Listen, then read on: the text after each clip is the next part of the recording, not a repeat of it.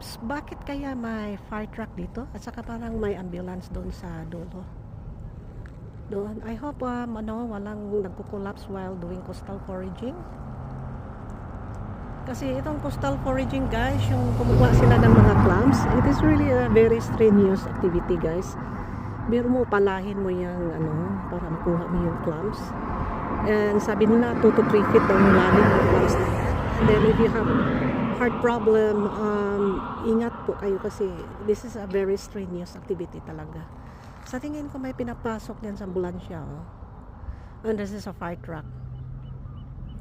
Tinitingnan ko naman kung may mga usok diyan, kasi kung may usok diyan, saka sa breaking news natin kung may problema, may fire, then I have to get out here fast.